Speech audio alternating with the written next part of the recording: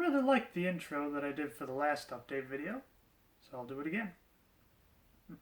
Hello all, it's your girl Julia. It's been another month on hormones. So before we go into the side effects that I noticed, I figured there would just be a few general things I should talk about as well. The first thing would be blood work. Whenever you're medically transitioning like I am, it's good to have blood drawn to see what your levels are at. Sometimes the hormones, or even the beta blockers, will raise certain levels in your body. For example, the T blocker I am on raises your potassium level. Now, I'm not really sure what increased potassium would do to the human body, but I have a feeling it's not good. And there may be other abnormalities along the way. So when it came to my personal blood work, basically I had it drawn before I even started the hormones, just to kind of get a general idea of what my normal levels were at to begin with. And then from there, the doctor figured it would be a good idea to have an updated blood work every 3 months or so. For that deadline, the third month was December, actually. So I was able to see where my blood level was at. So I had to take that again. Now, the main thing about the blood test itself is you gotta fast forward at least 12 hours in advance, and I'm the kind of person that gets lightheaded if I haven't eaten anything in a while. I remember the first time I had to get the blood drawn. Not only was it much later than I anticipated since I got the office mixed up, but they had to take 3 vials of blood for me. So rest assured, after that, the room was just kind of spinning for like the next minute or so after that. So when I had to get it drawn this time, I knew for sure which lab it was, and I came prepared. The best trick I have is probably one that most blood donors probably know already. If you're going to give a lot of blood or donate blood, you should have like a small thing of juice or maybe some cookies. Just something that gets you a small little boost in blood sugar. That's what I did with me this time. Now when I went there the first time, I did bring my breakfast with me, but not into the blood room. That was my problem. This time though, I took a little thing of grape juice with me, and maybe it was because they only had to take 2 vials this time, but I found the room to spin a lot less. So after like a few days, just to kind of spin the blood or churn it or however they get the numbers, I'm not a phrenologist. I was able to get my results, and it was quite refreshing. Now I won't bore you with the numbers, but let's just say I found out that the hormone supplements I'm taking are working. I found that my T had went down substantially, and that my E levels went up a little bit. So in addition to the blood work, I also started to lay the groundwork for legally changing my name to Julia. I figured it was a process that's probably going to drag on for like a year, maybe 2 years or so. So I figure if I start now, by the time my name is legally changed, I will actually look and sound, hopefully, more like a Julia. So we'll see where that goes.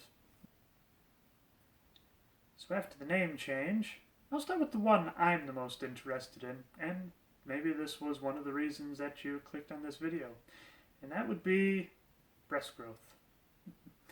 Now, it's very subtle, but I have noticed that they have gotten bigger. Either that or I've gotten clumsier, because it just seems like I bump into them more often, and I gotta tell you, it's quite painful. But I do kind of have a perspective on this. Several months ago, I had to have a hernia removed, and I just couldn't sleep for the first week or so because it was just so painful. I can tell you it's less painful than that, but if that's any consolation. The best way I can describe it is if you bite the inside of your cheek by accident. Yes, it's painful, but you mostly feel annoyed by it because you knew it was there, but you weren't able to prepare yourself for it. And then it just kind of gets a little bigger each time, and then it gets a little more painful each time, and then you get a little more angry each time because you hurt it. It's a vicious cycle. I can't describe how, but I feel like my face has changed. Maybe it's because I actually like looking at myself in the mirror now, but there's just some sort of undescribable quality. Maybe because I don't get to see it very often. I'm not entirely sure. But if there's one thing I have noticed is that everybody sees your face more than you do. So it could be possible that maybe you in the audience can tell me, why do I look different? I'm not saying it's bad. I'm quite happy about the way I look, but I just kind of look in the mirror and I'm just kind of like, it's different. Maybe there's more of a roundness, or maybe my skin is getting softer. In the wintertime, usually my skin dries out like a crocodile, but whenever I feel my forehead, it's nice and smooth now. And that's something that's never happened before, at least for this time of year. The only real side effect I have left is hunger. Now, I've always had a really high metabolism, so I oftentimes get really hungry, but now I'm starting to notice that it's taking a lot more food to satisfy this hunger. And like I said, I'm the kind of person that gets lightheaded if I haven't eaten anything in a while. So I feel like maybe there's a little something there. Certainly stands to reason. I know with my first puberty,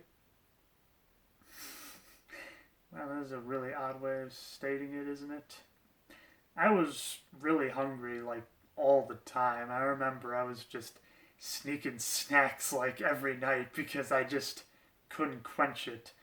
It hasn't gotten to that point yet, but I have noticed that my meals have gotten a lot bigger, but yet I'm still about the same size, I think.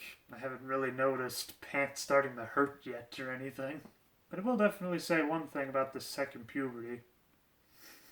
I'm not sure if I'll ever get used to calling it that. I find that I sleep a lot better.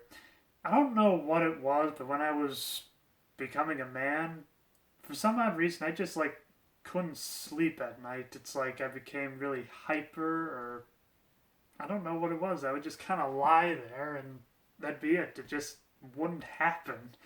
And then there'd just be some nights I would just walk around the house just trying to tire myself out, and then maybe I get like 4 hours of sleep.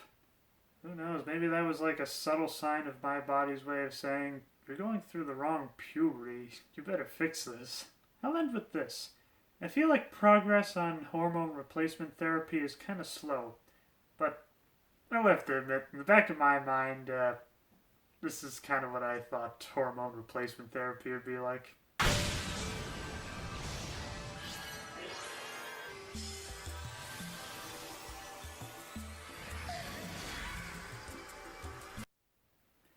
Oh well. At least there's one perk to doing it this way. I get to stay this way once everything is complete. So, if there's any other questions you have, feel free to ask. I'm very comfortable talking about this, and I know for sure when I first started, I knew next to nothing about being transgender, so I would have loved to have somebody to be able to ask questions to. And I figure there's probably several other people out there as well that just have no idea and would like to get some answers.